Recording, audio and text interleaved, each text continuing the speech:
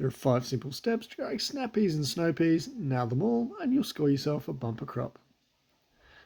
Now these are the basics I've picked up in my gardening adventures, and if you stick around to the end, I'll unpack some common growing issues that can be abated with a little bit of extra prep.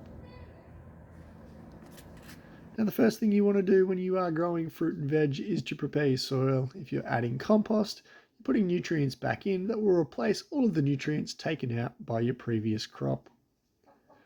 If your soil is a little acidic, you can add some garden lime. As my granddad used to say, this will sweeten your soil. Now when you're growing snow peas and snap peas, you want to make sure you start from seed. Punnet growing may seem a lot easier, but seeds are super duper easy, and you're not upsetting the root system of your seedling by transplanting. It'll just set itself up and it will be good to go. Now when you start from seed, you can either pop the seeds directly in the ground, add a little bit of water, and then not water at all until your seeds germinate. Or alternatively, you can soak them prior for 24 hours and then pop them into the ground and not water them until they actually come up as seedlings. The third step is to trellis for airflow. Make sure you pop your trellis or your growing frame in at the start to avoid damaging roots. Using a trellis increases sun exposure, which has a flow-on effect, increases energy produced by the plant through photosynthesis, which should improve your fruiting, and it'll also reduce pest problems, but we'll get to that a little later. When you are watering your snow peas and snap peas, keep the soil moist by watering the soil and not the leaves. This is the most efficient way to water any plant and can reduce problems as well. Fifth step, make sure you pick your crop regularly. The more you pick, the more it will promote flowering in your plant and the more fruit you will get.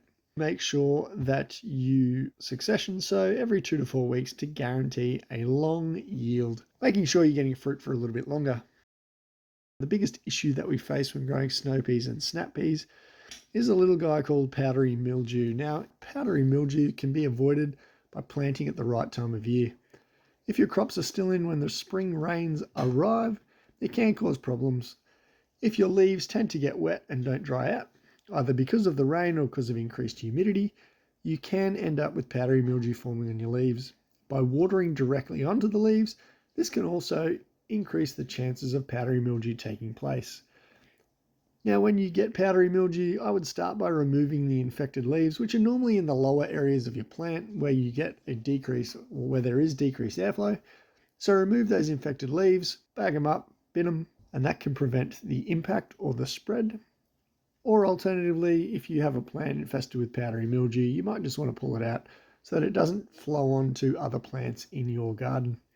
Now, powdery mildew is said to weaken your plants over time, so make sure you are dealing with that, and that should ensure that your crop continues.